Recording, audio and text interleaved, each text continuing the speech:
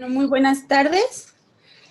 Bienvenidos a todos a esta tercer plática de capacitación en fisioterapia en el manejo del paciente con COVID-19.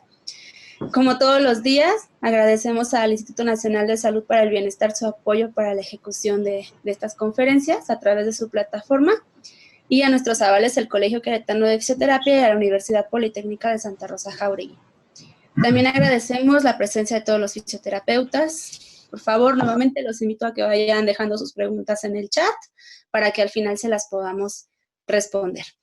También quiero compartirles que pues hemos tenido muy buena respuesta a esta convocatoria, ya que nos hemos mantenido conectados poco más de 170 personas y tenemos algunos escuchas de Perú, de Chile, de Guatemala.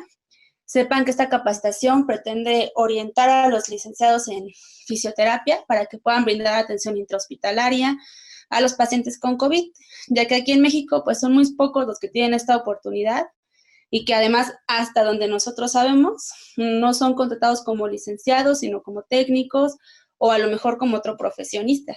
Queremos fortalecer la inclusión laboral de nuestro gremio en estos tiempos en los que su intervención se ha vuelto no solo necesaria, sino indispensable para el pronóstico de los pacientes, e incluso para compartir y ayudar a la carga de trabajo con la que vive el personal de salud hoy en día. No pensemos solo en la cura de la enfermedad, sino en prevenir la morbilidad que se viene secundaria a este padecimiento si no logramos integrar dignamente nuestra labor profesional. Bueno, el día de hoy el tema es soporte ventilatorio en adulto COVID-19. Será impartida esta plática por el licenciado en Kinesiología y Fisioterapia, Rodrigo Sebastián Hadas Mejeria, quien es especialista en terapia respiratoria, terapeuta respiratorio en el Hospital Clínico de la Pontificia Universidad Católica de Chile y profesor de la especialidad de Fisioterapia y Kinesiología Cardiorrespiratoria en la Universidad del Gran Rosario. Le cedemos la palabra al licenciado Rodrigo. Muchas gracias. Hola, muy buenas tardes a todos. Muchas gracias por esta invitación y la verdad agradecer a Carolina y Montserrat que me han perseguido por cielo, mar y tierra para que esto resulte. La verdad que en Chile estamos bien complicados con esta situación del COVID y nos vamos a dar una vuelta, ¿cierto?, por todo lo que tiene que ver con soporte ventilatorio en esta enfermedad ya por todos bien conocida y que nos tiene bien enclaustrados a todos, que es el COVID-19. Ciertamente mi lenguaje no es un español neutro, sino que es español chileno, y si no entiendes muy bien o voy muy rápido, por favor me avisan nomás y ralentizamos un poco o trato de hablar algo más en neutro. ¿Ok? Acá la gracia de Chile es que los kinesiólogos, fisioterapeutas para el resto del mundo, somos una sola carrera y no existe la terapia respiratoria como tal.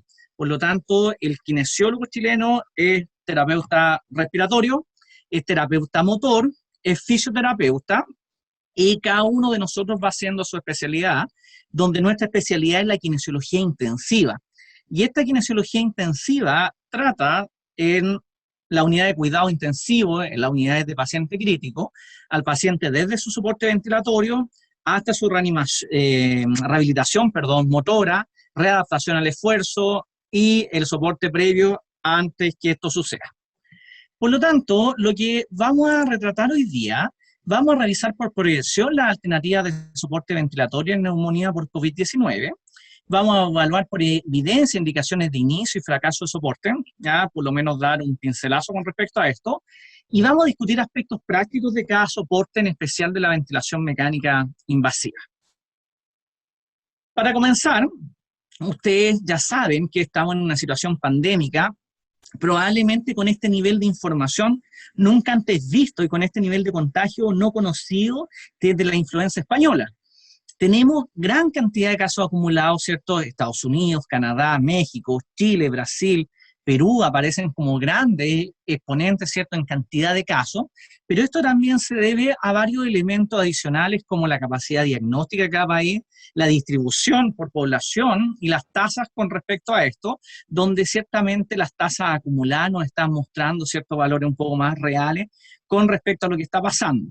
Mortalidad, la verdad es que uno pensaría que la mortalidad es alta, pero no es tan alta por este COVID-19, Y esto en gran parte se debe al soporte que se le puede dar a este paciente crítico y que la letalidad del virus no es tan alta en nuestra región americana como lo que pasó en un principio en España e Italia.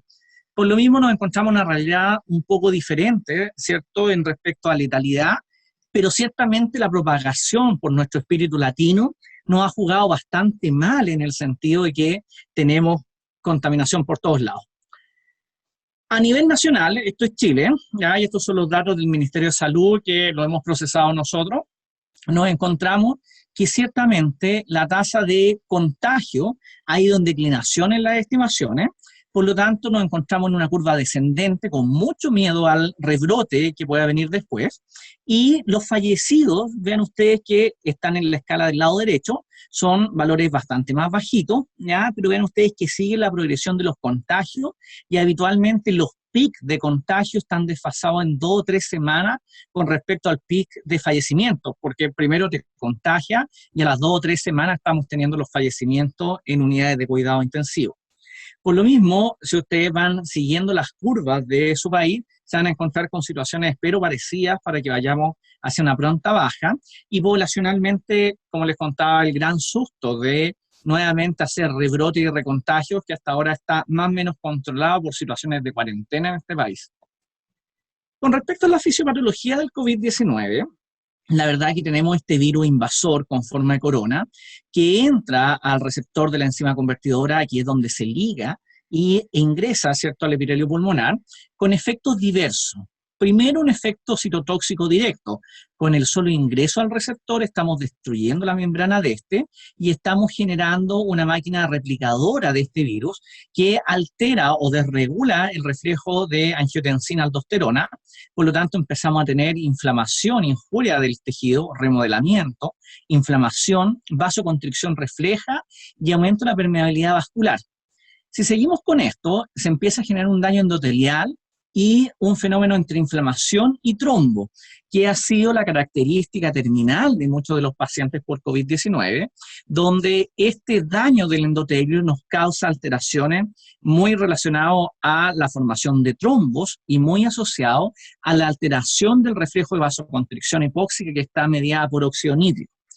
Hay inflamación endotelial, disminución de la fibrinolisis, aumento de la producción de protrombina, y ante esto nos encontramos finalmente con una desregulación del sistema inmune, con linfopenia de las células T, inhibición del interferón para señalar, ¿cierto?, a este SARS-CoV-2, y una inmunidad hiperactiva innata que se traduce en una liberación de síndromes de citoquina, de liberación de citoquina, que genera más inflamación.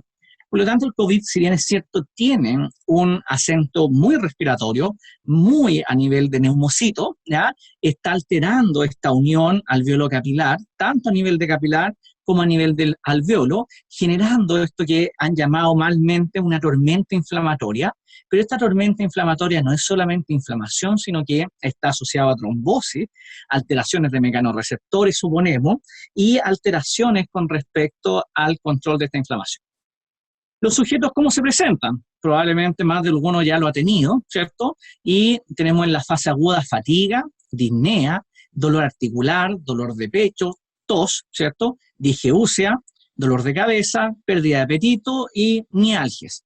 Sin embargo, lo que ha pasado es que en el seguimiento de estos pacientes post-COVID siguen manteniendo 2 cosas o 3 cosas bien importantes para el trabajo del fisioterapeuta. Fatiga, muy asociado a músculo, dolor articular y disnea.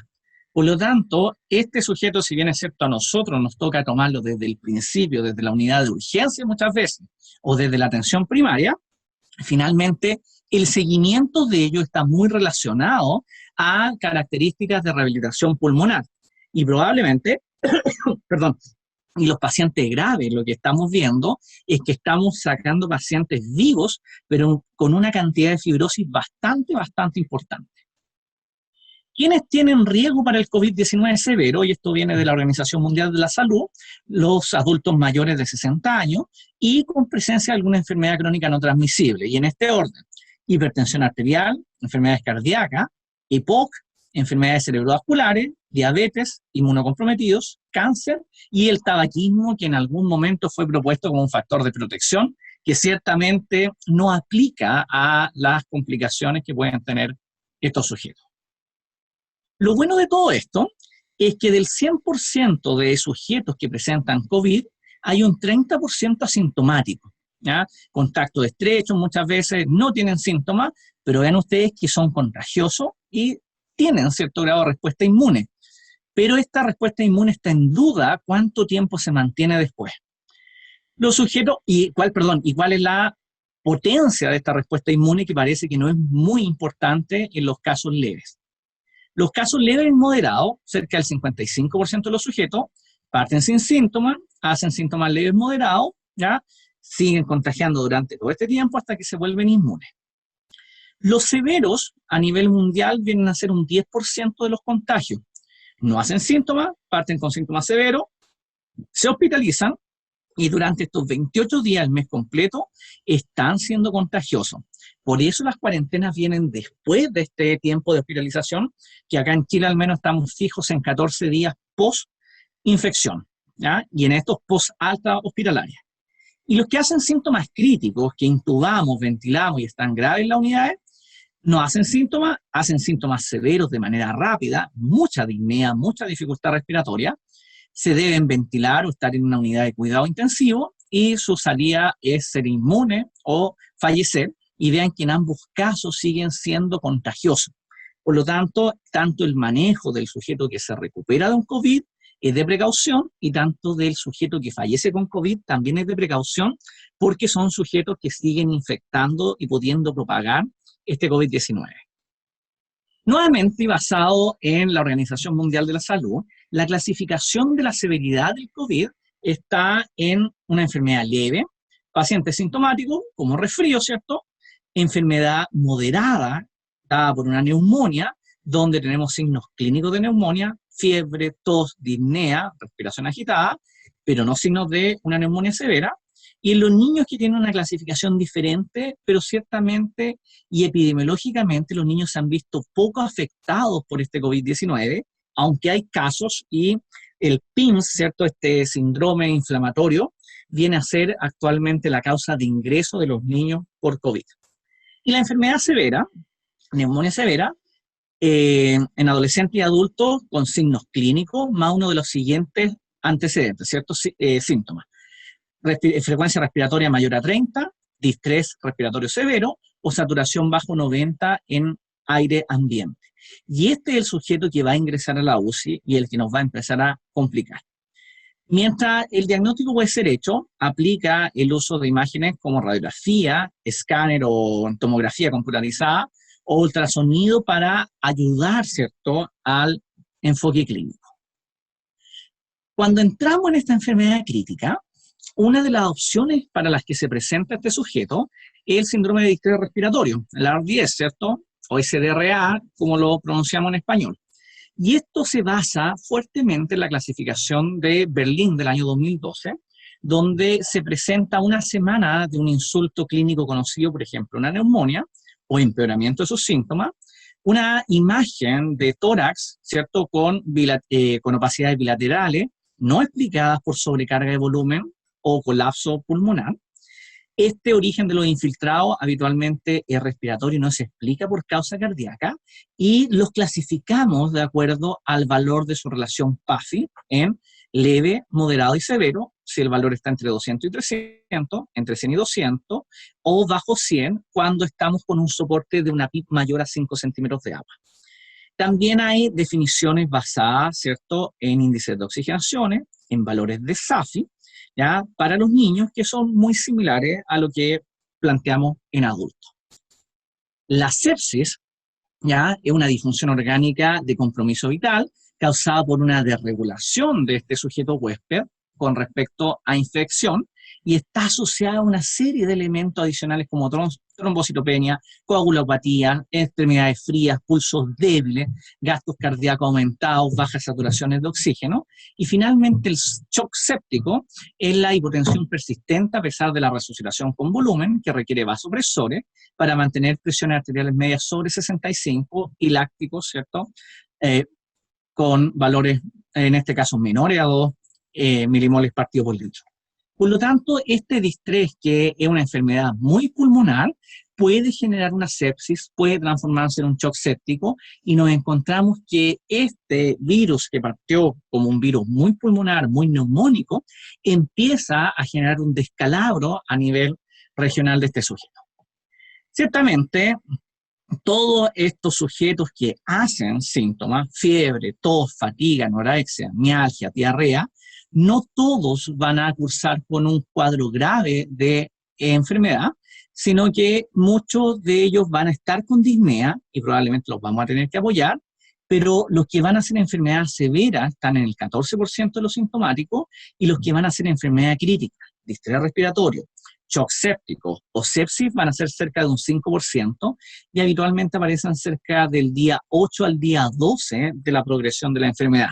Por lo tanto, atención en el diagnóstico y seguimiento de los sujetos COVID activos, que nos encontramos infiltrados, ¿cierto?, en diversos lugares del cuerpo, perdón, del pulmón, tomografías computarizadas, ¿cierto?, con bastante infiltrado en varios lugares, imágenes de vidrio esmerilado que nos vemos muchas por acá. A nivel de la ultrasonografía encontramos, ¿cierto?, líneas C que nos están explicando algún tipo de daño pulmonar, o incluso manifestaciones cerebrovasculares con infarto y con área, en este caso, de isquemia cerebral, que nos están mostrando complicaciones importantes de este COVID, no solamente a nivel pulmonar. Por tanto, hoy día nos toca referirnos al manejo de la insuficiencia respiratoria. Ustedes ya saben que la insuficiencia respiratoria es la suma de hipoxemia más hipercapnia, falta de oxígeno en la sangre, aumento de la CO2 en la sangre. Y fisiopatológicamente se puede deber a una obstrucción de la vía aérea superior, obstrucción de la vía aérea inferior, enfermedad pulmonar parenquimatosa, como lo que tenemos ahora, o un control anormal de la respiración donde el drive del sujeto se ve alterado. El tratamiento de la hipoxemia más clásico es aumentar la fracción inspirada de oxígeno. Si a usted le falta el oxígeno, yo le doy más oxígeno. Sin embargo, la segunda línea de tratamiento corresponde al aumento de la presión media de la vía aérea, el aumento de la PIC. ¿Por qué? Porque cuando tenemos sujetos que no oxigenan de manera adecuada, con una FiO2 mayor al 60%, hablamos de hipoxemia refractaria a oxígeno. Esos sujetos necesitan algún tipo de ayuda de presión, CPAP, cánulas de alto flujo, BiPAP, intubación, etc. Por lo tanto, el enfrentamiento de la hipoxemia va desde la oxigenoterapia simple hasta la presión media de la vía aérea, y cuando comprometemos a nivel de CO2, hipercapnia, insuficiencia respiratoria global, lo que tenemos que hacer para mejorar esto es mejorar la ventilación alveolar. Si ustedes recuerdan bien, la ventilación alveolar es el volumen corriente menos el volumen de espacio muerto por la frecuencia respiratoria. Esto el sujeto lo realiza de forma automática, de forma fisiológica. Aumenta la frecuencia porque le cuesta respirar, trata de mantener volúmenes corrientes más estables, pero cuando el sujeto es incapaz de sostener este esfuerzo, porque aumentó su espacio muerto, sobre todo el fisiológico, e incapaz de mantener esta frecuencia respiratoria alta, yo voy a tener que reemplazar ese trabajo con algún sistema ventilatorio, ya sea ventilación no invasiva, ventilación invasiva, donde sea capaz de nuevamente ventilar a este sujeto. Y como la causa acá principal es shunt, ¿ya?, lo que voy a tratar de hacer es mantener estos alvéolos abiertos con presión, mientras los ventilo con este equipo y les doy oxígeno. Por lo tanto, esta formulita simple de acá es lo que nos permite mantener, ¿cierto?, la ventilación de los sujetos. La palabra vedette de todo este momento es el reclutamiento alveolar. Y ven ustedes bien que a medida que vamos sumando presión y ventilación a los alvéolos que están en colapso, que eso es el shunt, alvéolos que están colapsados, empezamos a ganar zonas de intercambio, y eso se traduce finalmente en mejor entrada de oxígeno y mejor salida de CO2. Por lo tanto, esta palabra que es reclutamiento, y que se lo metan bien en la cabeza, corresponde a la apertura y mantención de estos alvéolos abiertos, y que se traducen en mejor oxigenación y mejor ventilación. Por lo tanto, hoy día ventilar se traduce, ventilación mecánica, en abrir estos alvéolos, mantenerlos abiertos y mejorar por esta situación, tanto la oxigenación por un lado, como la ventilación.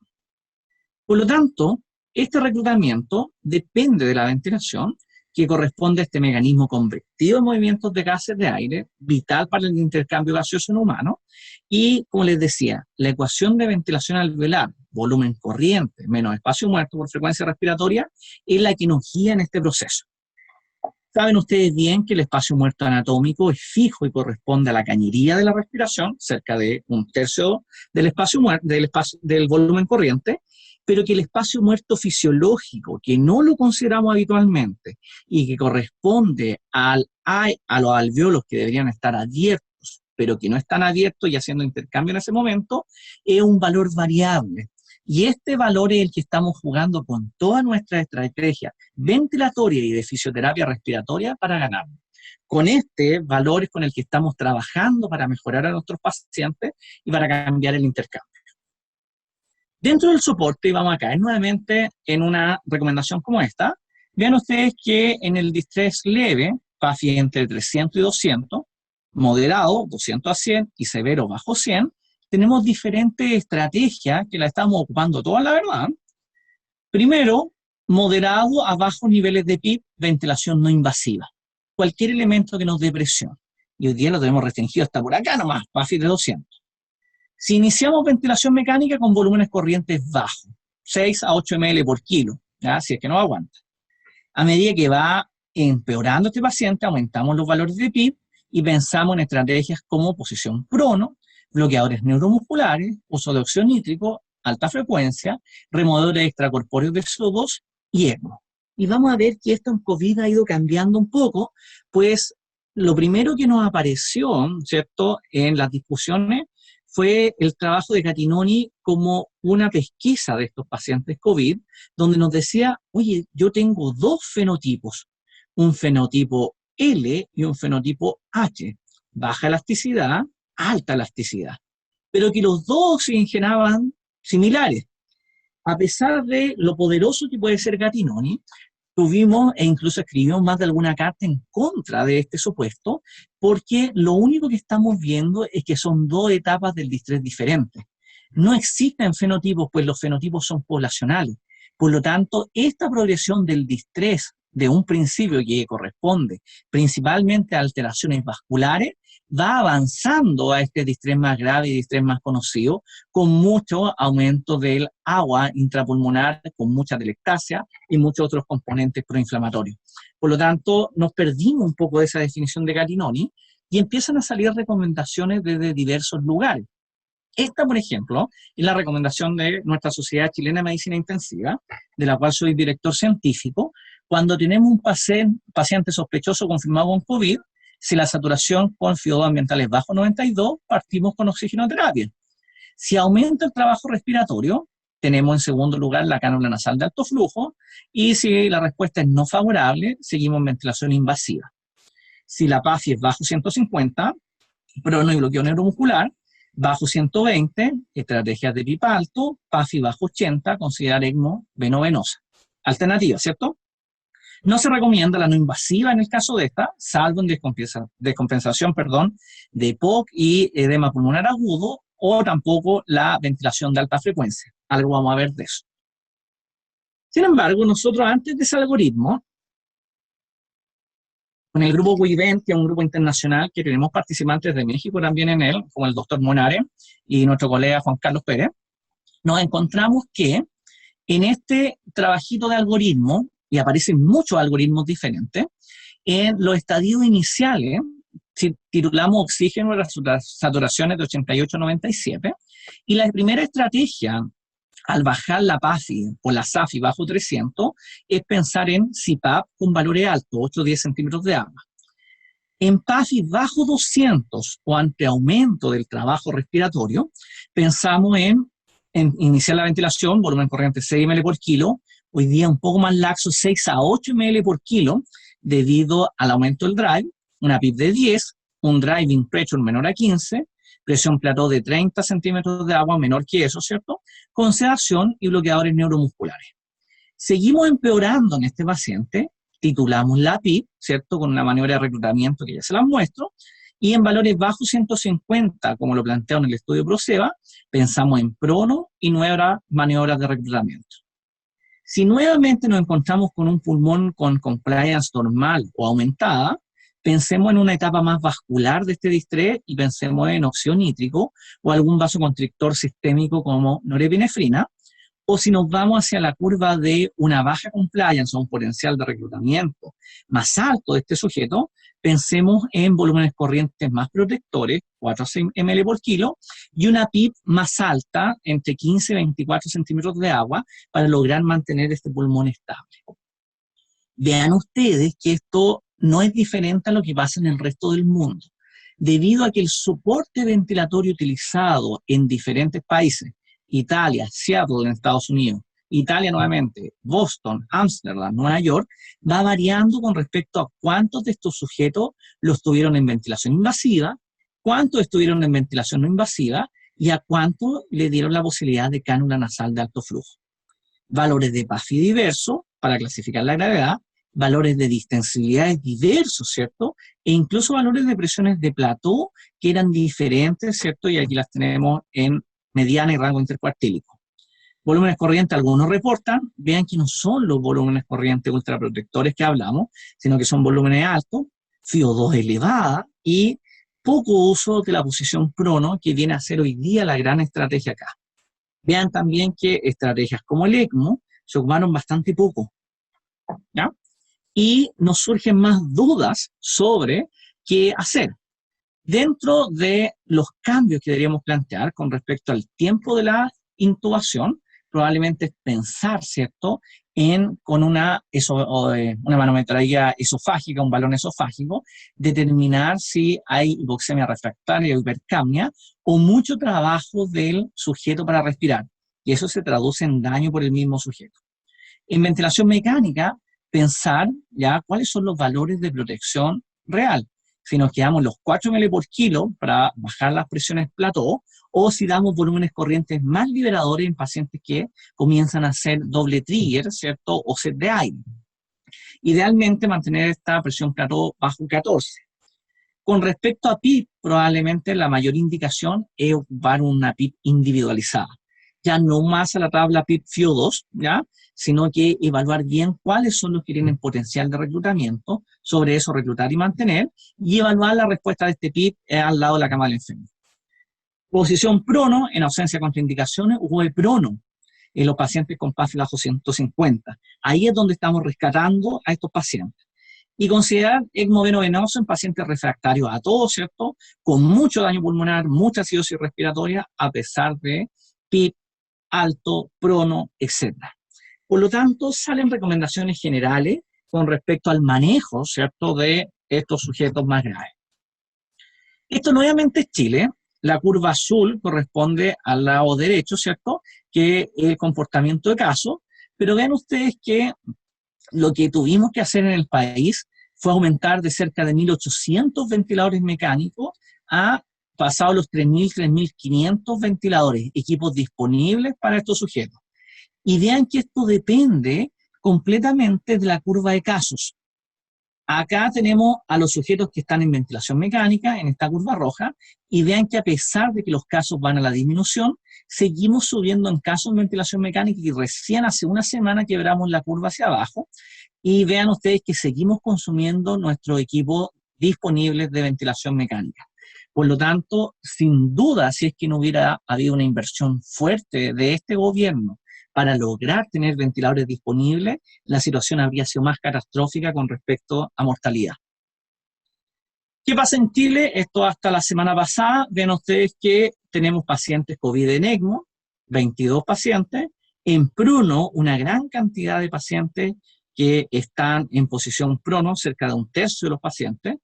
Estamos intubando todavía cerca de 40 pacientes por día, se están extubando, lo cual nos está dando una tasa de salida bastante alto, una cantidad de fallecidos que sigue siendo baja, menor a un 10%, ¿ya? Y los últimos fallecidos aquí aparecen estos 41 que aparecen por acá, que suman a esta lista, y la verdad que nos encontramos con una tasa de mortalidad por COVID en los pacientes que ingresan a UCI no tan alta como pensábamos que iba a ser. Pero sí tenemos mucho paciente que se va cronificando, mucho paciente con traqueostomía, mucho paciente con ventilación no invasiva. Bueno, cada vez que nosotros respiramos, estamos generando flujos inspiratorios que se traducen en volúmenes pulmonares. Estos volúmenes pulmonares se traducen en cambios de presión en el alveolo, y ustedes saben que la salida del gas es por retracción elástica pulmonar y se genera un flujo expiratorio de salida. Sin embargo, esto no es lo más real del planeta. ¿Por qué? Porque nuestros alveolos normales no cambian de tamaño. Y eso, o esa estructura es con la que estamos trabajando. Estamos tratando de tener alveolos normales que hacen un intercambio adecuado con este reclutamiento versus el alveolo tipo 3, que es el alveolo patológicamente enfermo, que en inspiración se abre y se sobredistiende y en expiración se colapsa. Por lo tanto, estamos trabajando con sujetos muy graves que no tienen este potencial de reclutamiento e intercambio y tenemos que de alguna manera tratar de transformarlo a alveolos de este tipo de acá, alveolos que entre inspiración e expiración no cambian de tamaño. Cuando uno entiende esto, entiende la fisiopatología de este distrés respiratorio. ¿Por qué se produce el shunt o el cortocircuito? Porque ciertamente uno hace intercambio en inspiración y en expiración a la capacidad residual funcional de uno, porque así es cuando los alveolos están abiertos. Sin embargo, en este concepto, en esta patología, nos encontramos que hay alveolos que colapsan por esta inflamación, que están irritados, que están con la membrana alveolo-capilares alteradas, y vean que en inspiración se abren y duran un poquito en inspiración, única posibilidad de hacer intercambio, y en expiración se colapsa. Y estas son las bases de la hipoxemia que presentan estos sujetos y bases de las alteraciones de intercambio. PAFIs baja, CO2 alto, acidosis respiratoria no compensada. Por lo mismo, cada vez que nos ponemos a pensar si esta patología es obstructiva, es restrictiva o es mixta, tenemos que llegar a pensar en cuánto nos cuesta respirar. Y esto está dado por una ecuación que se llama la ecuación del movimiento del gas alveolar. Para respirar, nosotros tenemos que hacer cambios de presión. Y lo pueden hacer mis músculos respiratorios o un equipo externo como un ventilador mecánico.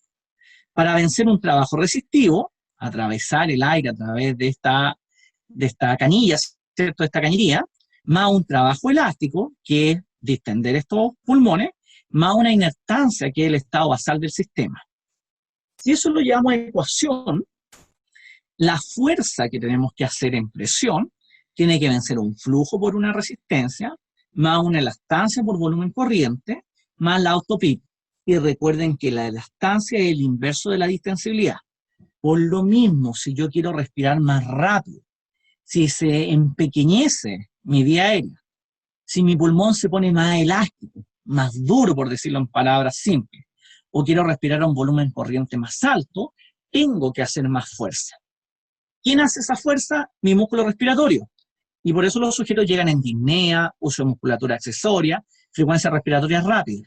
Y si yo soy incapaz de hacerlo, necesito un soporte ventilatorio para que me ayude a hacer esa presión que me falta para lograr este intercambio mecánico a través de las estructuras pulmonares. Por lo mismo, estos sujetos que vienen con pulmones muy dañados, que vienen en distrés respiratorio, ¿cierto? Y acá vean la cantidad de edema que tenemos de derrame, que están con infiltraciones múltiples dentro del pulmón, imagen algodonosa. Vean acá compromisos unipulmonares completos, o incluso con alteración en tomografía y en PET scan, que nos muestran zonas de intercambio que están absolutamente alteradas. Ciertamente el trabajo que tiene que hacer este sujeto para ventilar es tremendo. A él tenemos que ayudarlo a hacer este trabajo de pelear con un baby lung, con un pulmón más pequeño, para hacer el intercambio. Y ciertamente el daño en este sujeto corresponde a daño a nivel de trabajo elástico, donde la presión transpulmonar, presión alveolar menos presión pleural, conocida como estrés, tiene que vencer esta elastancia por este cambio de volumen corriente dividido por la capacidad residual funcional. En ventilación mecánica esto se llama EELV, volumen pulmonar al final de la expiración. Y si convertimos esta fórmula a el estrés o la fuerza que tengo que hacer, debe vencer este cambio de volumen dividido por la distensibilidad específica de estos alvéolos, por la deformación de la capacidad residual funcional que voy a tener. Explicando esto mejor, a medida que aumento el estrés, la fuerza causa más deformación. Por lo tanto, a medida que aumento, ¿cierto?, mi reclutamiento, mis valores de presión y de volumen, estoy generando deformación de estos alvéolos, y en este modelo macroscópico, y perdonen que me devuelva y lo vuelvo a correr, nos encontramos un pulmón de conejo, en este caso en nuestros modelos de laboratorio, donde lo estamos reclutando, vean un pulmón tremendamente llenito de aire, pero el solo hecho de quitarle la presión positiva se transforma en colapso. Y si trato de ganarme ese pulmón de nuevo, a expensas de presión y volumen corriente, nos encontramos con este fenómeno de apertura y cierre cíclico. Y esto es lo que daña. Por lo tanto, cada vez que usted desconecta a un paciente de la ventilación mecánica para aspirarlo y no le devuelve esta capacidad residual funcional, ciertamente estamos dañando a este paciente y nos va a costar no solamente en intercambio y en pulmón, sino que en otros elementos que vamos a ver. Esto ya lo vimos, a medida que aumentamos la gravedad del sujeto, vamos teniendo siempre estrategias para mantener esta PIB, tener volúmenes bajos, ¿cierto? Y tener este sujeto tranquilo y con la máxima capacidad de reclutamiento que nos pueda dar. Por lo tanto, las primeras estrategias rondan el uso de sistemas no invasivos, ¿ya? Y dentro de estos sistemas no invasivos tenemos las cánulas nasales de alto flujo, los CPAP, ya sea con cánula, máscara nasal o helmet, o los BiPAP, ventilación binivelada. El ajuste inicial en adulto habitualmente es 0,5 litros minuto kilo de peso, pero uno habitualmente parte 30, 40, 50, hasta 60 litros por cánula nasal. CPAP, la verdad que vamos hacia los parámetros más altos, 10 centímetros de agua, al igual que la ventilación no invasiva. Ciertamente, esta no ha demostrado grandes resultados en la falla hipoxémica primaria, y la gran discusión está entre alto flujo y CPAP, con algunos detallitos que vamos a ver. Sin duda, el objetivo de la FIO2 es mantener un objetivo de saturación entre 92 y 98, y si no, deberíamos progresar una incubación, y monitorizamos a los 30 minutos, doble y 6 horas, buscando frecuencia respiratoria, cardíaca, saturación, FIO2, presiones arteriales, sincronía, ajustes de las máscaras, gases y el índice de ROX, que empieza a ganar popularidad para determinar el fracaso del alto flujo. ¿Cuál es el detalle acá? Que lo que no debemos hacer es quedarnos pegados y estacionados en estas terapias, sino que si el sujeto requiere ser intubado, hay que intubarlo. ¿Por qué? Porque lo que nos esconde el fallo de los sistemas no invasivos son más horas de ventilación mecánica después. Estos son datos nacionales de una corte de pacientes en ventilación no invasiva, y ven ustedes que al que intubamos tarde, ganó significativamente más riesgo de estar mucho más tiempo en el ventilador mecánico después de que se intubó. Y eso está asociado a mayor mortalidad, está asociado a mayor riesgo de neumonía intrahospitalaria, está asociado a más días de ventilación mecánica. El otro gran problema de todas estas estrategias no invasivas es el riesgo de aerosolización, ¿ya? Nubes de aerosoles que pueden contaminar el ambiente, al personal de salud, y claramente las escuelas europeas nos dicen ocupen cuartos con presión negativa, como que en todos lados tuviéramos siempre habitaciones con presión negativa. La verdad, eso no es real en ninguna parte, probablemente en Estados Unidos quizá, pero la contaminación al personal también es otro tema tremendamente relevante.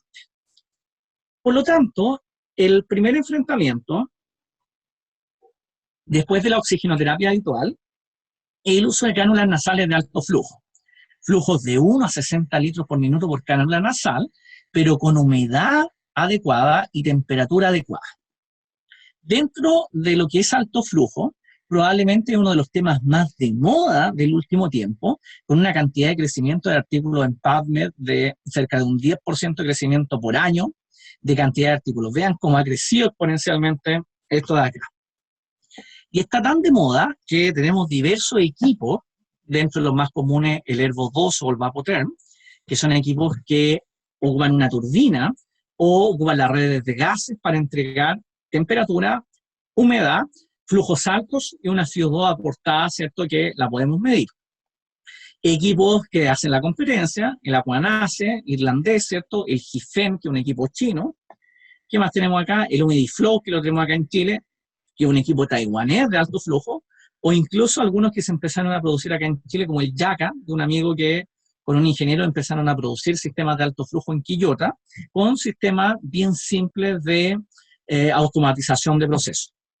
Otro equipo, el Mekix, ¿cierto? Los coreanos, o los Seprite chinos, que son todos equipos que buscan hacer este sistema de alto flujo. La verdad es que alto flujo tiene la gracia que es un sistema bastante cómodo para instalar en el sujeto, es bien tolerado y probablemente eso nos ayuda bastante a que esto mejore. Y la base del uso de alto flujo en patología hipoxémica está dado por el trabajo de Fratt y colaboradores el año 2015, donde ellos compararon alto flujo, oxigenoterapia estándar y ventilación no invasiva en sujetos con neumonía primaria, falla respiratoria hipoxémica primaria. Y su outcome primario era evitar la intubación, y ven ustedes que no tuvieron diferencia con los 3 dispositivos significativa para evitar la intubación. Sin embargo, apareció algo raro. En los pacientes con PAFI bajo 200, el alto flujo era significativamente mejor que las otras 2 terapias. Y aparece un resultado más raro todavía, que a los 90 días la sobrevida de los grupos con alto flujo era mayor. Por lo tanto, esto fue la revolución del alto flujo, en el sentido de que empezamos a pensar que alto flujo no iba a rescatar a los pacientes más graves. Hoy día, ciertamente, un sujeto con PAFI bajo 200, en contexto COVID, es un paciente que se intuba, ¿ya?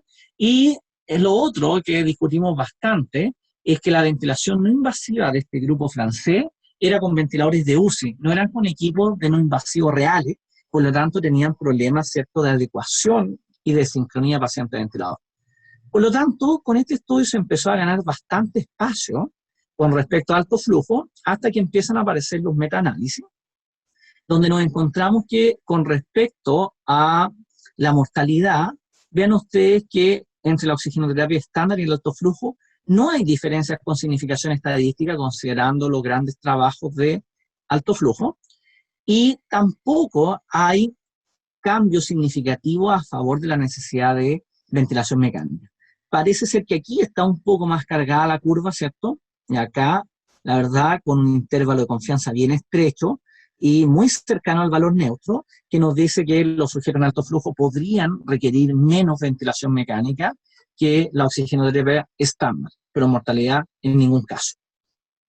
Y lo que sí ha demostrado alto flujo es una disminución importante y significativa en la escalada terapéutica.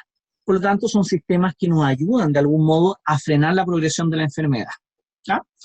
Nos encontramos acá, por lo tanto, que tenemos complicaciones, ¿cierto?, como disconfort torácico y cervical, sienten habitualmente muy caliente los pacientes, así que hay que regularla con cuidado, y eso molesta,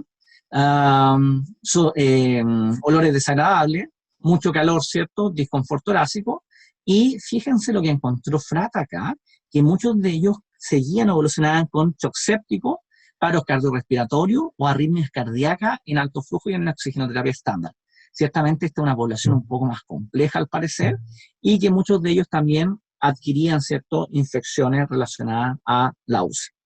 Por lo tanto, no es una terapia exenta de complicaciones, y son sujetos que son vulnerables, pero nos permite al menos tener menos necesidad de ventilación mecánica, muy discreto, y una disminución de la escalada.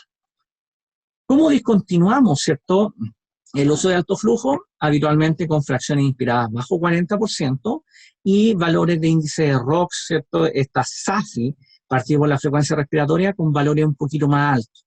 Por lo tanto, existen ya predictores significativos del fracaso de la terapia de alto flujo, que serían tener oxígeno sobre 40% o índices de ROX menores a 10-12 puntos. ¿Ya? ¿Qué más nos encontramos acá? Predictores, como les digo, principalmente predictores importantes, la fracción inspirada de oxígeno, el flujo y acá el valor de la SAFI como predictores, ¿cierto?, de que este alto flujo puede fracasar y tenemos que estar atentos a esos valores.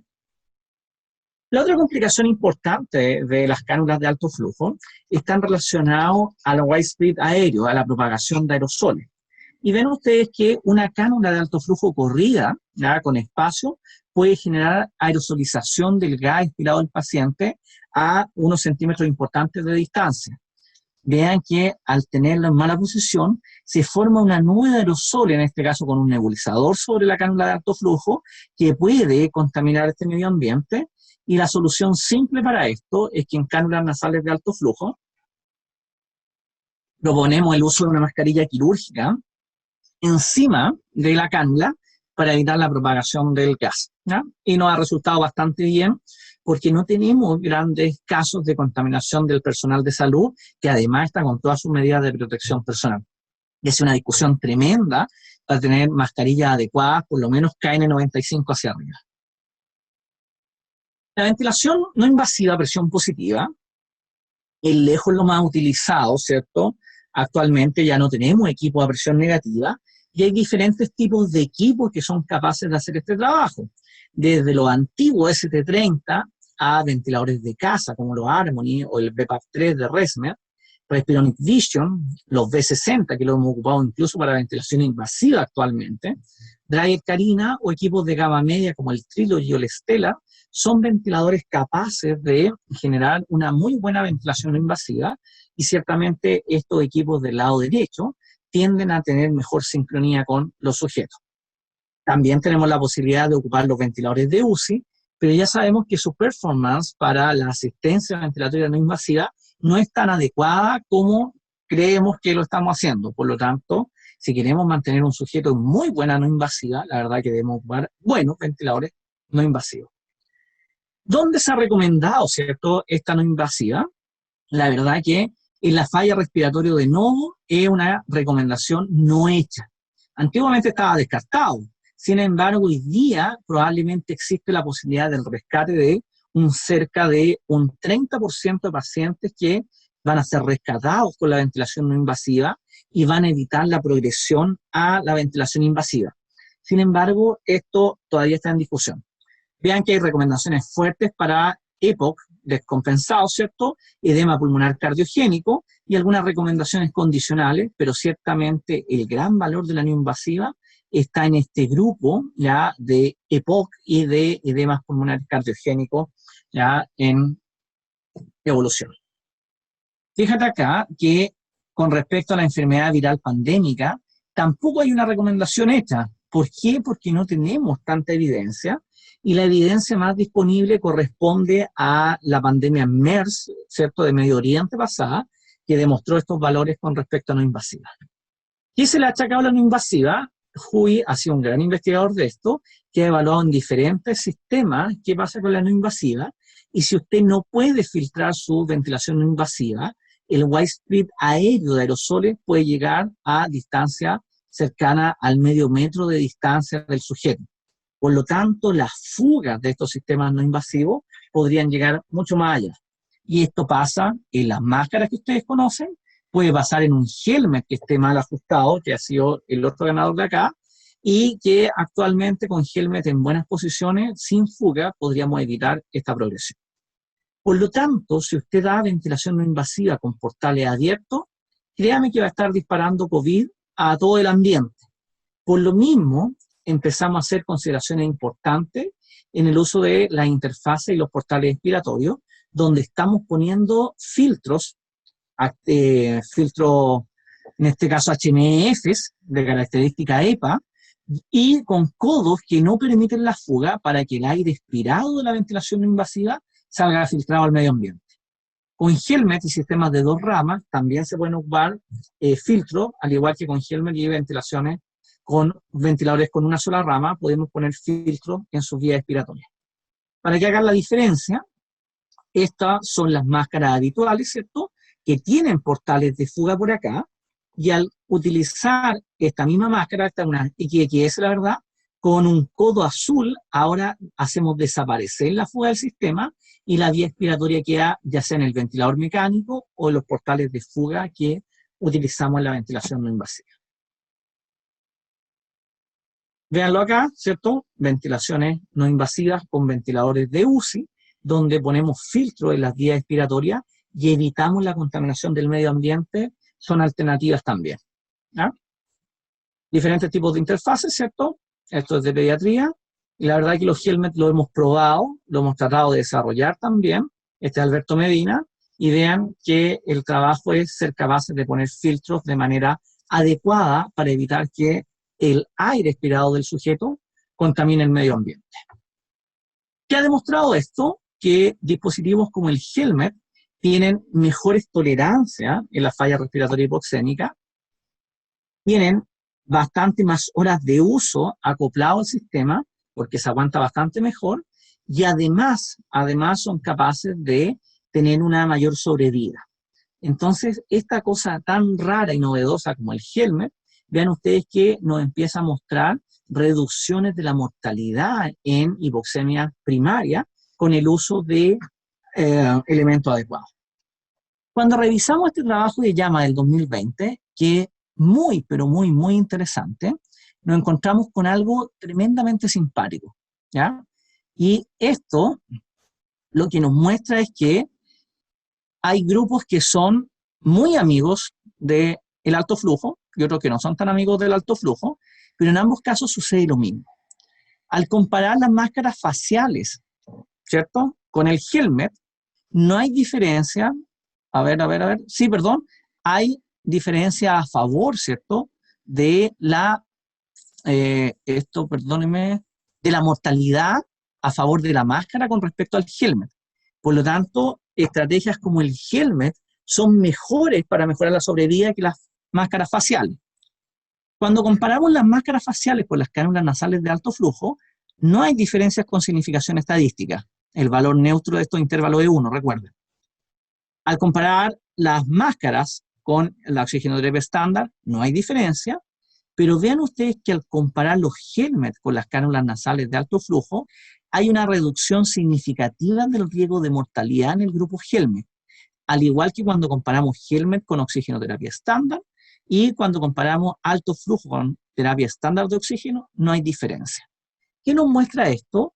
Que un aproximamiento simple y sencillo para el manejo de la hipoxemia primaria podría ser el uso de helmet con CPAP dando ventilación no invasiva. Así que bastante atención que la interfaz empieza a plantear un tema diferente acá. Otra cosa que se ha tocado bastante, en Chile al menos, es el uso del pronovigil. Tener a sujetos acostados de panza, de guata decimos acá en Chile, con sistemas de no invasivo, alto flujo o helmet, en este caso de acá, para lograr que este paciente tenga mejor tolerancia a esto. ¿Qué nos ha mostrado? Mejora la oxigenación, mejora la PAFI, ¿cierto? Tanto en uso de PPFO2, uso de ventilación no invasiva, en todos los procedimientos. Sin embargo, cuando volvemos a supino, los valores de esta PAFI caen al mismo valor, ¿ya? Vean ustedes acá que habitualmente el uso de esta posición prono va asociada a cánulas de alto flujo o a posiciones prono, y este es el trabajo de Dean en el Critical Care, por ahí está el DOI, que lo pueden revisar, que mostró nuevamente que los sujetos que mejor le iba con esta estrategia de prono eran los que estaban con helmet en ventilación no invasiva. Por lo mismo, la progresión debería ser rápidamente a este helmet con ventilación no invasiva, y lo vemos en esta gráfica de acá, donde ustedes pueden ver que la cánula nasal de alto flujo, tanto en los sujetos que sobrevivieron como los que fallecieron, tiene cambios importantes al pronarse. Aquí vean ustedes que el cambio es discreto, en no invasiva les va mejor y no invasiva con prono mejor todavía. Vean ustedes que los sujetos que estuvieron en el grupo de falla, la verdad que nunca mejoraron tanto. Por lo tanto, el prono viene a ser una estrategia interesante, pero todavía con dudas con respecto a la sobrevida. Si tenemos que intubar al paciente, y esto sale del New England, un trabajo precioso, ¿cierto? Y tenemos que proceder a la intubación, probablemente las indicaciones son que haya una obstrucción de la vía aérea que imposibilite la respiración, hayan signos de trabajo respiratorio insostenible, y la verdad que hoy día la gran mayoría de pacientes se está intubando por esto. Hipoxemia refractaria, definida ahora como PAFI bajo 200, hipercapnia o acidosis respiratoria, o encefalopatía o inadecuada protección de la vía aérea. Ven ustedes que no hay una receta de cocina precisa para intubar al paciente, pero tiene que ver con obstrucción, con mucho trabajo respiratorio, hipercili, con hipoxemia tremenda, con hipercapnia tremenda, o con problemas de protección de vía aérea. ¿Ya?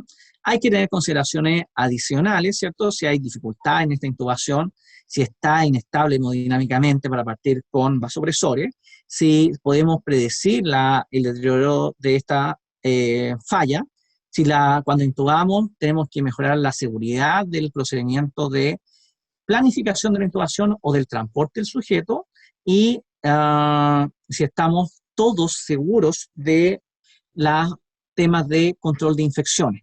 Por lo tanto, medidas de protección personal sin duda y manejo muy aislado de estos pacientes. Sin embargo, Tobin, un auténtico monstruo, ¿cierto?, de la ventilación mecánica, nos dice, tengan cuidado porque probablemente todos los pacientes no se intuban. Aquí la verdad que podemos frenar muchos tubos e intubar al paciente, si bien es cierto, ha mostrado resultados espectaculares, intubar de más también daña. Y estas son algunas discusiones que tenemos con los grupos argentinos, que ellos pasan desde la oxigenoterapia al 100% al tubo y no le dan ninguna chance intermedia. Como hay muchos fisioterapeutas por acá, tenemos que empezar a ventilar a estos pacientes.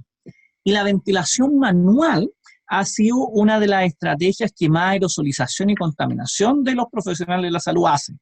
Vean ustedes que los aerosoles llegan muy cerca a la cara del sujeto que está intubando, y esto es exclusivamente por el uso de la bolsa autoinsuflable, clásica que ustedes conocen, en Chile los conocemos como el ambú. ¿Ya?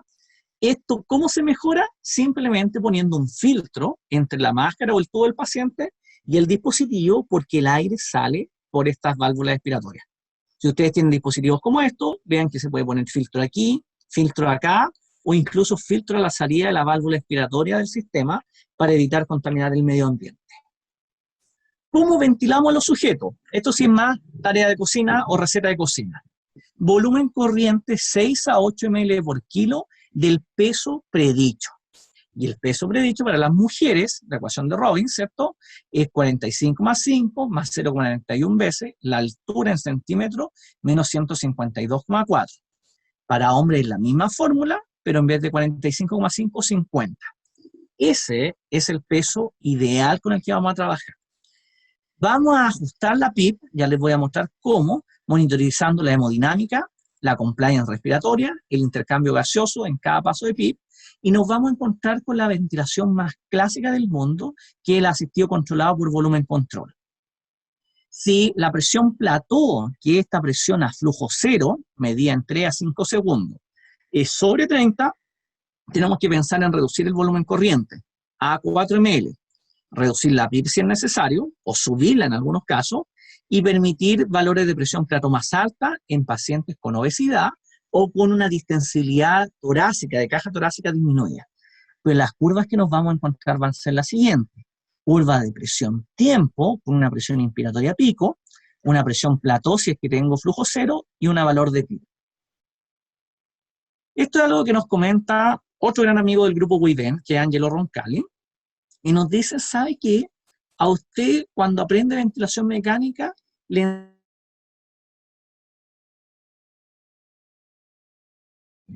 y probablemente es la primera eslabón de la ventilación mecánica. Cuando vamos creciendo en esto, vamos a ajustar los gases basados en parámetros gasométricos. Y la verdad que, claro, vamos a corregir el CO2, la oxigenación, y vamos a hacer cosas más interesantes.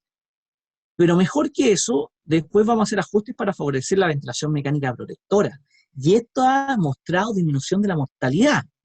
Y fíjate que si seguimos evolucionando, tenemos ajustes finos para reconocer y corregir la asincronía, como un corolario del funcionamiento.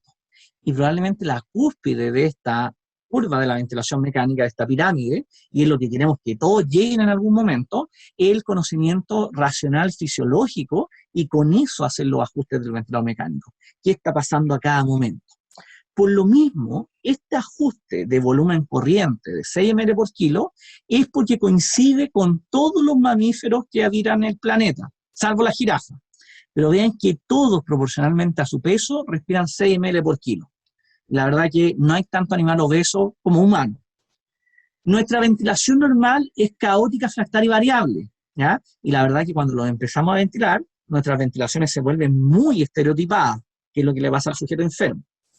Y esta imagen, ya clásica, nos muestra que sujetos de la misma altura tienen el mismo tamaño pulmonar. No cambia el tamaño del pulmón si es que el sujeto es más gordo o no. Vean ustedes que el señor Barriga de acá no tiene nada que ver, ¿cierto?, en contextura con el Chavo del 8, pero los pulmones, si corresponden a la misma altura, son del mismo tamaño. Por eso esa corrección por peso. Y esta se la tienen que saber casi de memoria, porque ese es el peso ideal con el que vamos a calcular volumen corriente.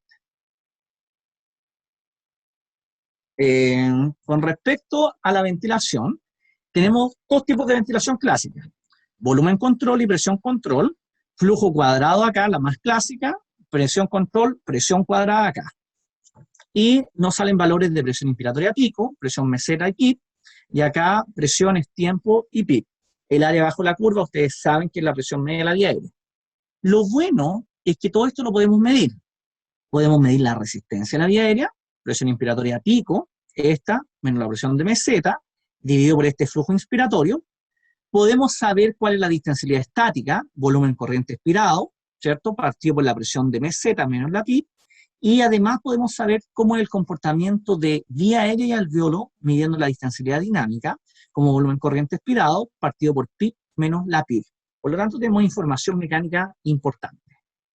Esta información mecánica tan importante nos permite hoy día determinar la driving pressure, o la presión de conducción, ¿cierto?, que es la diferencia simplemente entre esta presión de plató y la PIP. ¿Y qué nos ha mostrado esto?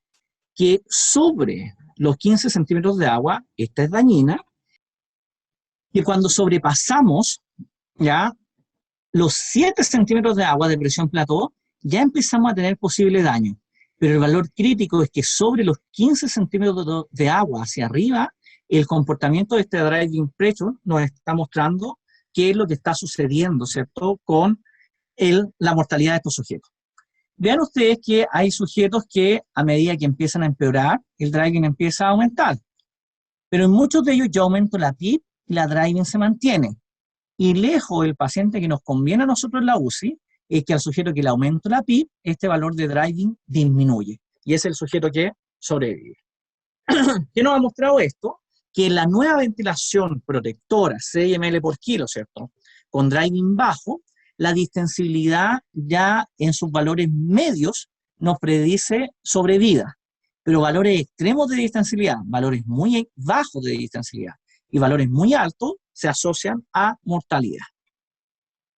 La presión plató se parece a la presión esofágica y no se parece a la PIP, pero tengan bastante ojo que si ustedes quieren tener un valor estable de presión de plató, deben medirla en volumen control con flujo cuadrado.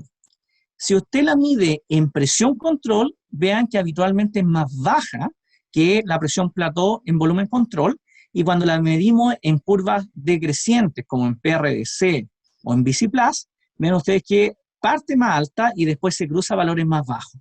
Por lo tanto, no concuerda realmente el valor de la presión plató en todas las mediciones. Dentro de la ventilación tenemos que evitar barotrauma, presiones sobre 30, ya hablamos plató, driving bajo 15, evitar volutrauma, valores exagerados de volumen, ya dijimos 6 a 8 ml por kilo máximo. Tenemos que evitar el atelectrauma, esta apertura y cierre cíclico, y aparece actualmente el ergotrauma o el mechanical power, propuesto por Gattinoni también, que nos dice, basado en la ecuación de movimiento, que tenemos que hacer fuerza, yaw, ¿cierto?, para distender el pulmón, para mover el gas, para mantenerlo abierto, y para todo esto ocupamos energía en yaw, ¿cierto?, la fuerza en presión. Y la cantidad de veces que eso lo hagamos en el tiempo, la frecuencia respiratoria, se va a traducir en daño. La verdad es que las ecuaciones para calcular el mechanical power son un poco complejas, ¿ya? Aquí se las dejo, si quieren les mando esta presentación, pero nosotros no hemos encontrado ya que estas ecuaciones sean tan simples de calcular y que nos den el mismo valor siempre.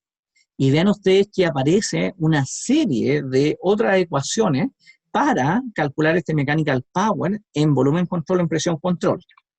Lo interesante de esto es que nosotros no hemos encontrado que las ecuaciones de mechanical power cambien la razón alveolo arterial de oxígeno, salvo cuando las relaciones IE son muy cercanas a 1:1, ¿ya?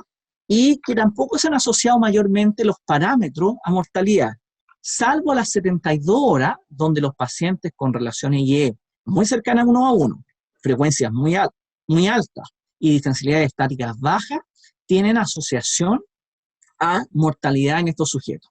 Así que bastante atención.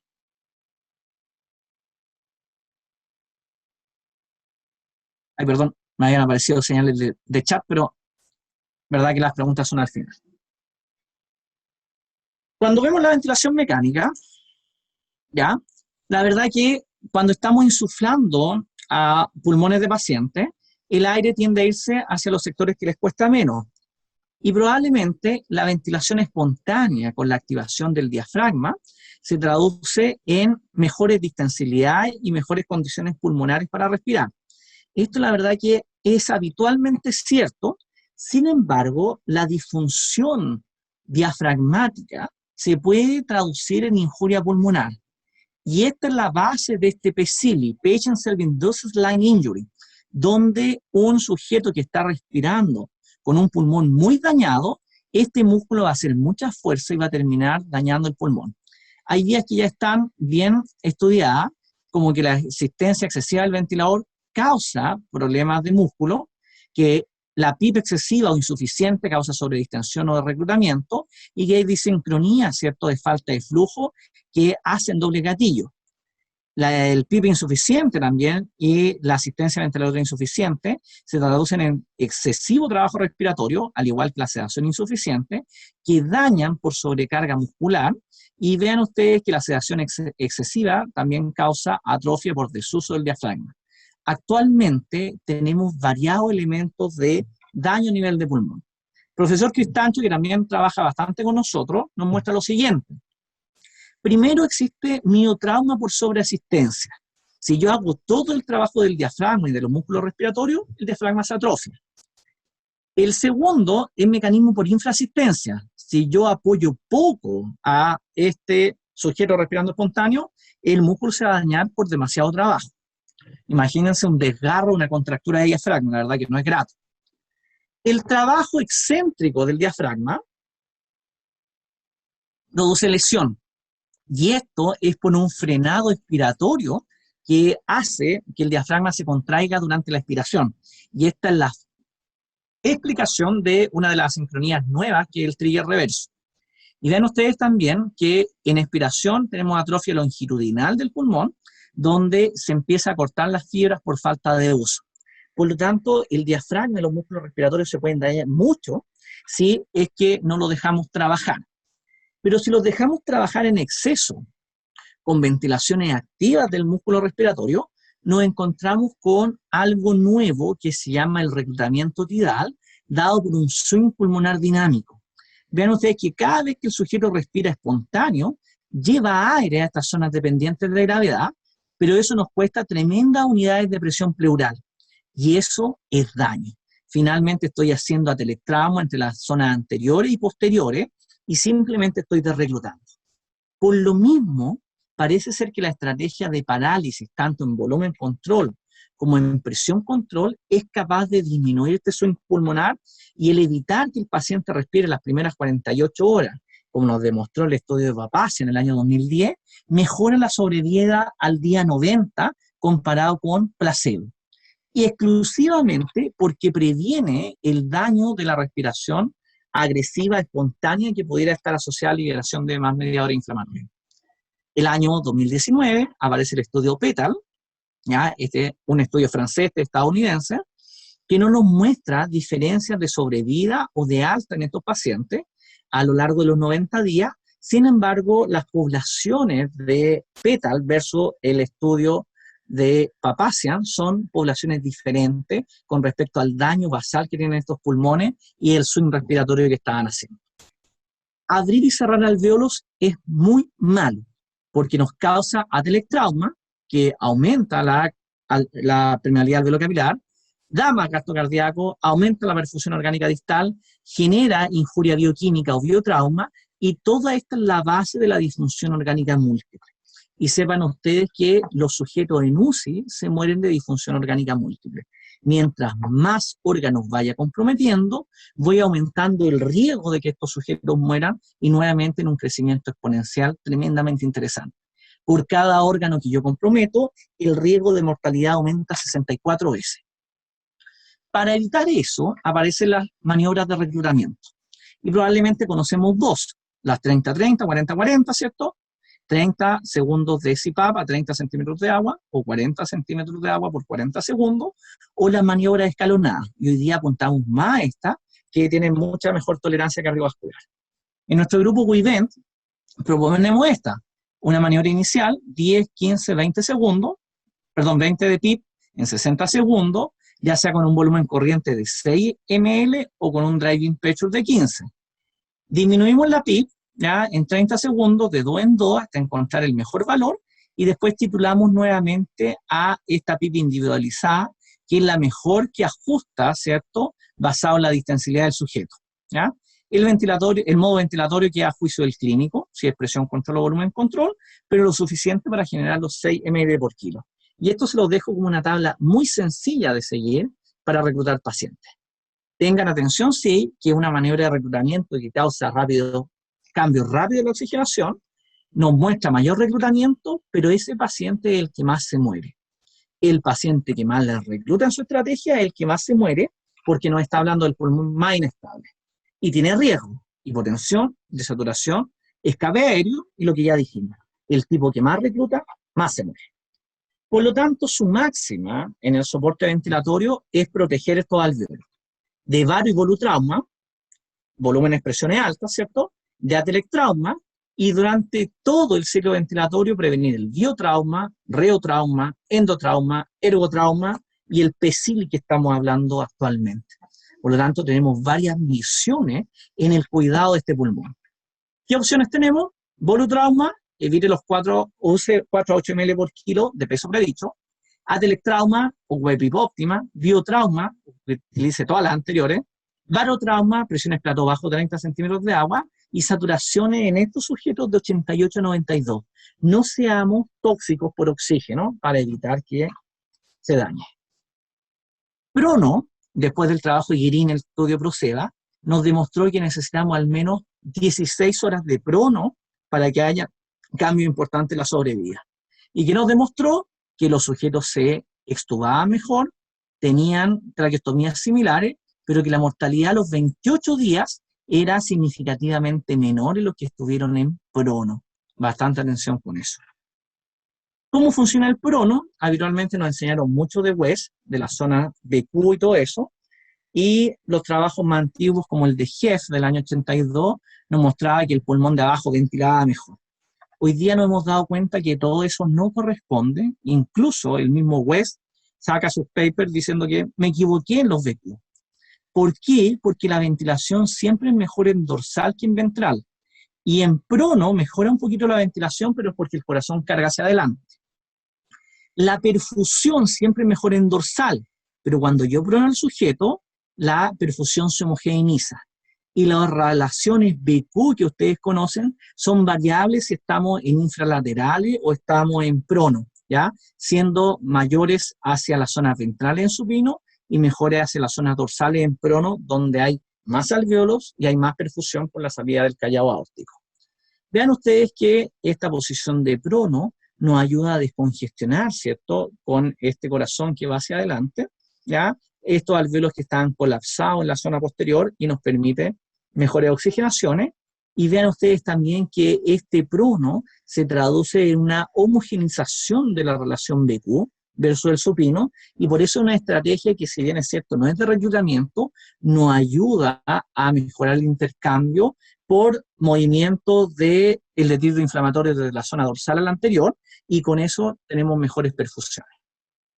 Por lo mismo, cada vez que tenemos pacientes en el ventilador mecánico, probablemente nuestro nuevo trabajo es mejorar esta interacción entre el sujeto y el ventilador, mejorando interfaces paciente-ventilador, detectando los problemas y pensando en la función basal del sujeto y lo que yo le puse en el ventilador mecánico.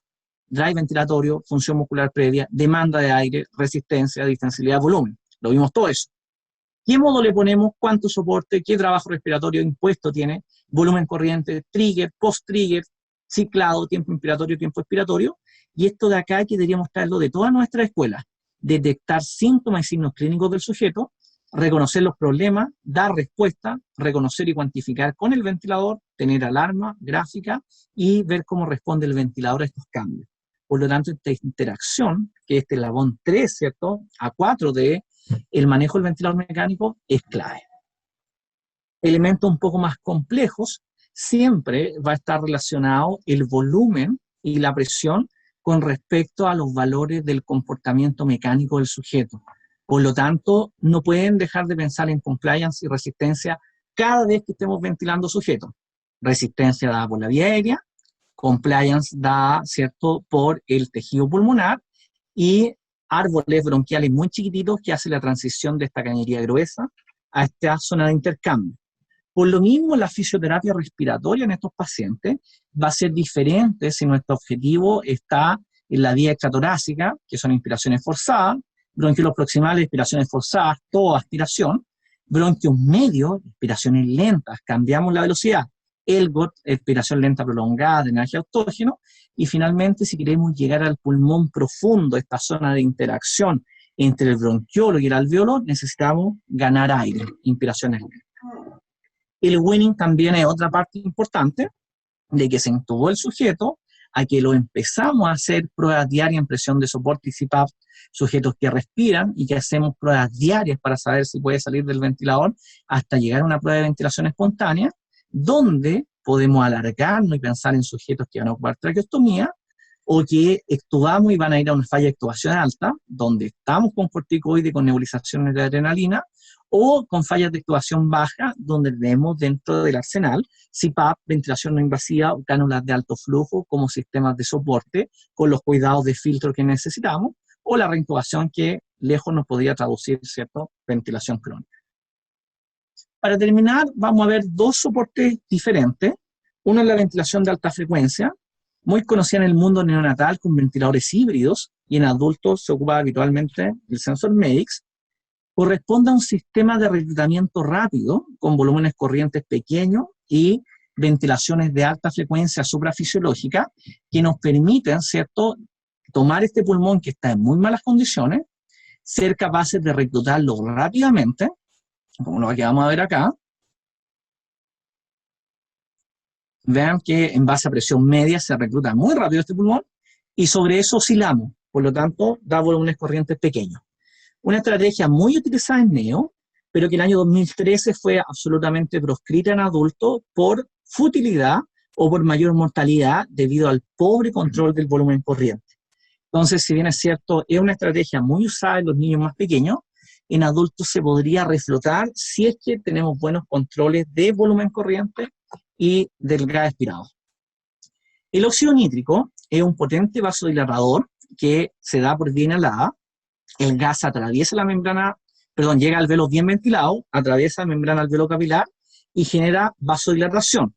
Por lo tanto, mejora la relación BQ, vasodilata selectivamente la vasculatura pulmonar, y alveolo bien ventilado se traduce, en capilar bien dilatado. Ha aparecido mucho las recomendaciones de guías para este control de esta alteración del reflejo de vasoconstricción pulmonar hipóxica. Sin embargo, aparte de aparecer en las guías, no hay cambios en los outcomes duros, no hay cambios persistentes, solo transitorios en oxigenación y presión de arteria pulmonar. Por lo tanto, lo hemos probado en Chile 3-4 ocasiones. Nosotros somos el único grupo que provee nítrico en Chile y nos ha ido re mal, pero probablemente pudiera ser una estrategia. Y la otra son el soporte extracorpóreo, como removedores de CO2, el ECMO veno-venoso, hay intracorpóreos de uso breve, como Centrimag, ECMO veno-arterial, el Impera, los valores de contrapulsación, o extracorpóreos de uso prolongado, como el Berlin Heart, los corazones artificiales y otros. Sin embargo, lo que estamos ocupando hoy día es el ECMO, la oxigenación por membrana extracorpórea, que puede ser veno-venosa o veno-arterial. Ya vamos a ver cómo. El veno-arterial, tenemos una cánula que saca la sangre venosa de la aurícula derecha y devuelve sangre arterial, ¿cierto?, por carótida al callado aórtico. El ECMO venovenoso es una sola cánula que permite sacar sangre venosa y devolver sangre venosa limpia de CO2. ¿Cómo funciona esto? Habitualmente en pacientes muy graves, PASI bajo 80, índice sobre 35, ha mostrado sobrevida mayor al 50% en algunos grupos etarios, pero ven ustedes que sale la sangre del sujeto, esto es neo, una bomba hace las veces de corazón, pasa la sangre por acá, que se oxigena de manera externa, acá le ponemos oxígeno, sale el CO2, se calefacciona y vuelve al sujeto. Él sigue en ventilación mecánica, muy monitorizado, óxido nítrico, electroencefalografía. Esto es un ECMO corriendo, ¿cierto? Un ECMO con una bomba centrífuga, perdón, de rodillo. Y acá tenemos un ECMO con una bomba centrífuga, que es lo que vemos actualmente en adultos, ¿ya? Este es un chico, si bien aceptó, donde está en ventilación de alta frecuencia y tiene una tremenda fístula broncopleural acá, que le impide respirar. Por eso estamos haciendo el intercambio de manera externa. Y esto es muy artístico del doctor Bujedo, que es un ECMO adulto y todo lo que involucra, ¿cierto? ¿Ya? Sistemas de ventilación mecánica, sistemas de oxigenación extracorpórea, sistemas, en este caso, de diálisis adicional y otros elementos. Esto que vemos acá es que el ECMO nos puede servir para remoción extracorpórea de CO2, ¿ya? Como un elemento de protección pulmonar, o puede ocuparse como un sistema de oxigenación extracorpórea, como un ECMO respiratorio, ante falla cardiorrespiratoria como cardíaco-respiratoria, o para falla cardíaca como el ECMO venoarterial. Por lo tanto, en adultos tenemos todas estas definiciones para lo que es ECMO.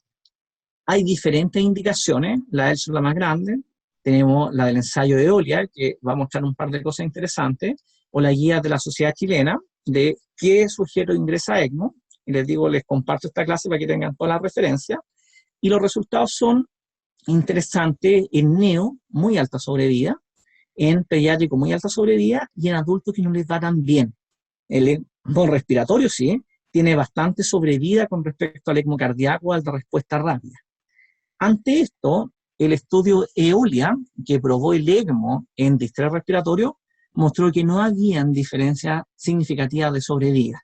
Y es lo que pasa con la gran mayoría de terapias de rescate, que a pesar de que ocupamos muchas terapias de rescate, las combinamos incluso, ninguna de ellas es capaz de mostrar riesgo o aumentos de la sobrevida en estos sujetos, ¿ya? Sin embargo, tienen que ser terapias ajustadas a la necesidad de cada personaje.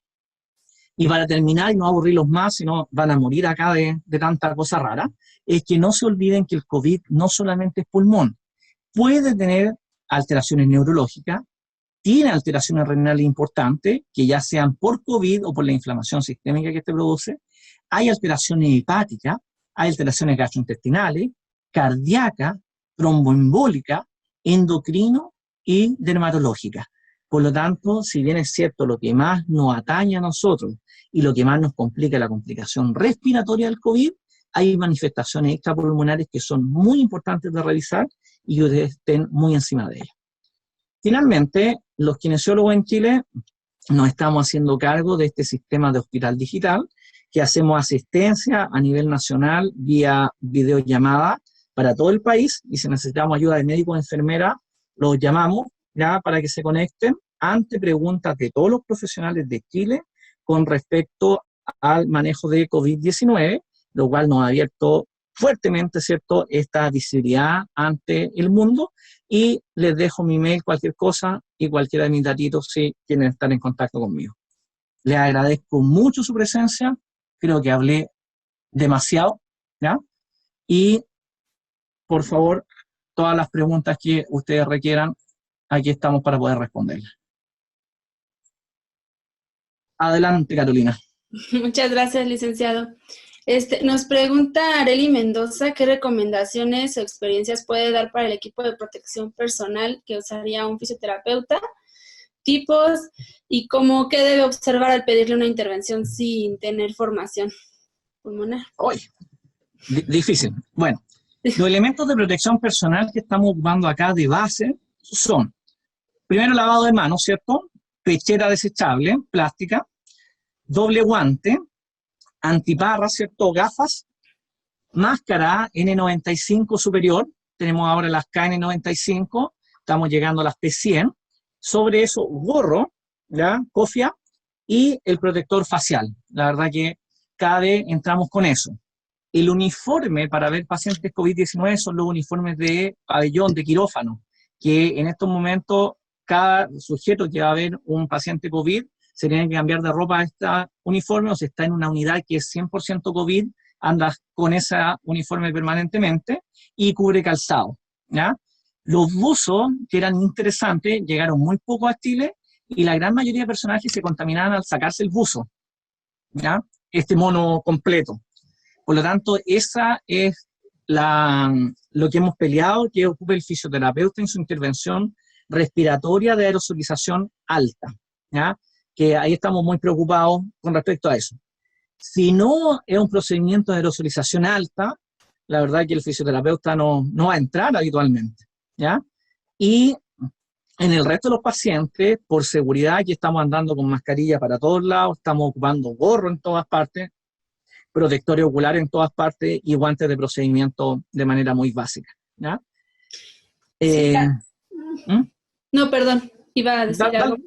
Dígame nomás, Carolina.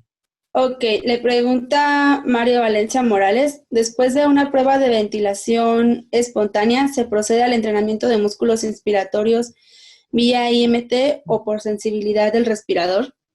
Esto es algo que hemos aprendido bastante en adultos y probablemente muchas veces ya la prueba de ventilación espontánea es una prueba de estrés para saber si el sujeto se la puede o no.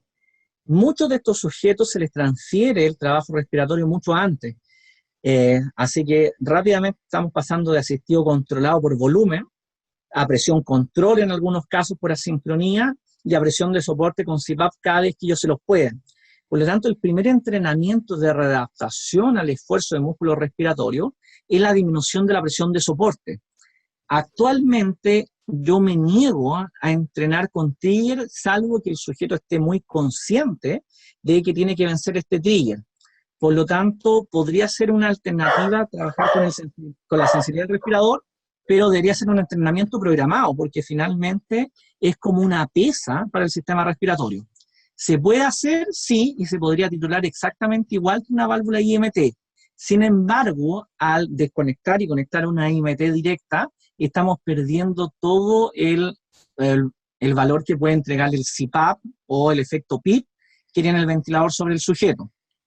Con respecto a eso, creo que como entrenamiento es suficiente el trabajo con disminuciones de presión de soporte. Podría ser adecuado el uso de la sensibilidad del ventilador, ajustado según una medición de presión inspiratoria máxima y ver cómo andan de P01.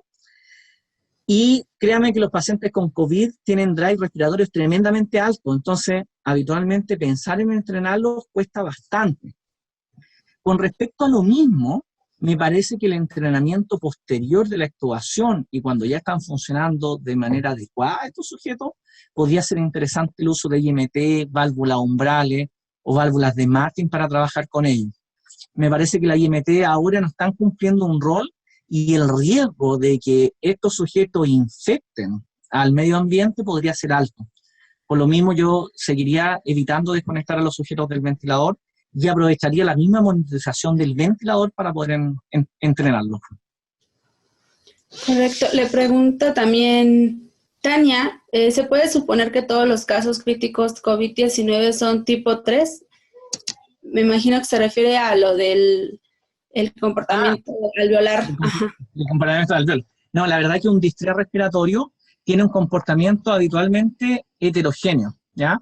Por lo tanto, la base de un distrés respiratorio es que el pulmón es heterogéneo. Por lo tanto, tenemos alveolos tipo 1, que van a ser los que nos van a mantener a este sujeto estable, alveolos tipo 2, que vamos a poder reclutar o inducir, y alveolos tipo 3, que van a estar en atelectasia, que van a estar complicando la situación. Un par de espías que andan pasando por atrás de mi hija, ¿ya?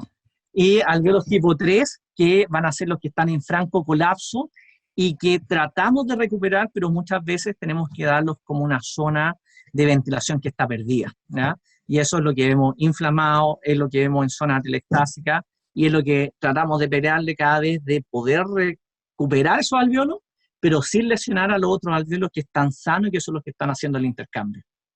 Sí. Bueno, me parece que ya no hay más preguntas, licenciado.